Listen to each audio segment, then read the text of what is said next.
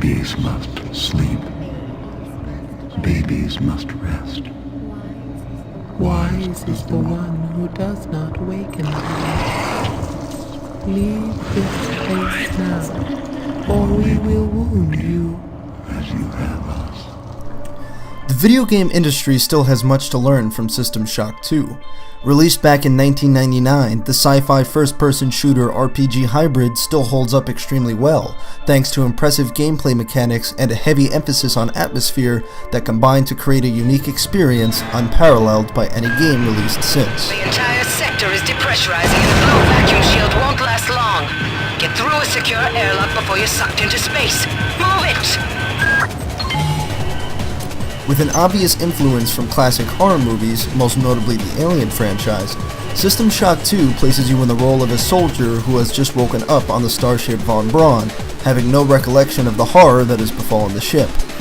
Using a collection of conveniently placed audio logs left around the ship, you make your way from deck to deck, exploring the interstellar vessel and piecing together the narrative.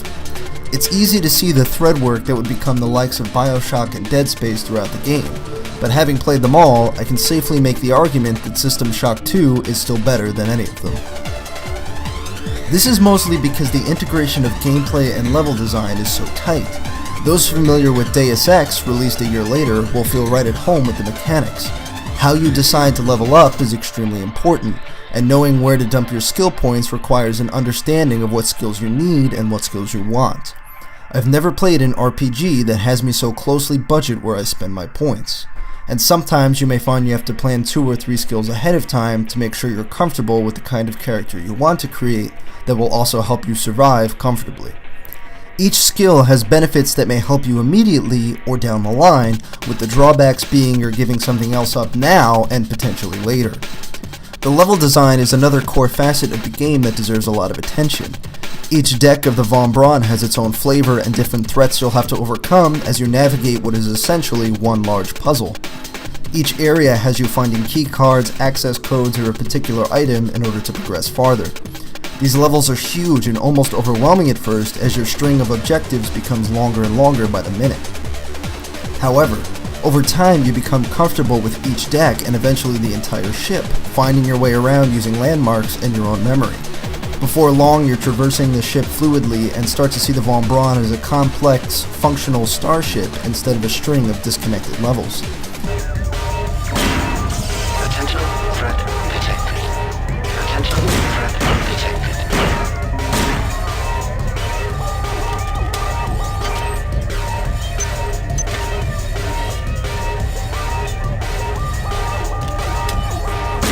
This is coupled with exceptional sound design, especially for the creepy machines and brooding genetically modified annelids that haunt the ship. Because certain enemies respawn, you can never entirely clear the ship from things that want to kill you, giving your exploration and puzzle solving a sense of urgency and excitement. Couple this with sparse ammunition and unsettling audio logs, and you have yourself a survival horror RPG that is yet to be rivaled in the industry.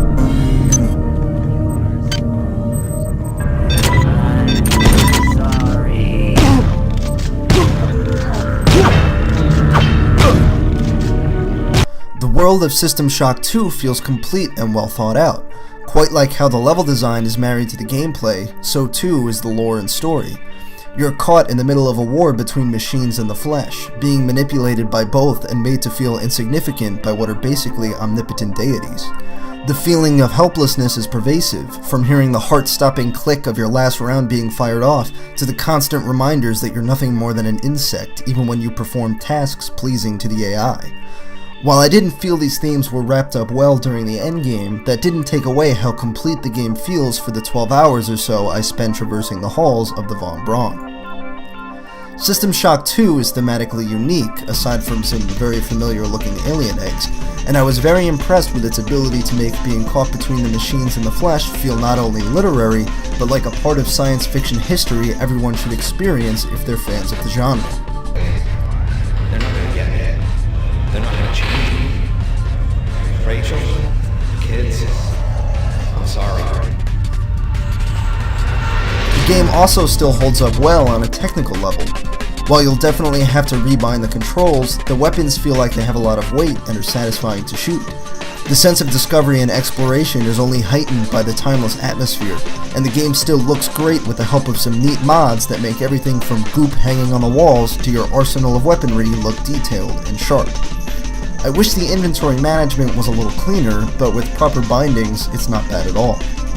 While System Shock 2's level design and gameplay may seem too complicated for some, I much prefer them to BioShock's cartoony style and Dead Space's linearity. Finding that elusive key code or item that opens up a new area is extremely satisfying, and the feeling of being utterly lost on a ravaged starship is something that you just have to experience for yourself. If you're a fan of BioShock and are curious about where it came from, or if you played Dead Space and want to see what it started out as, or just like great sci-fi altogether, System Shock 2 should be at the top of your list.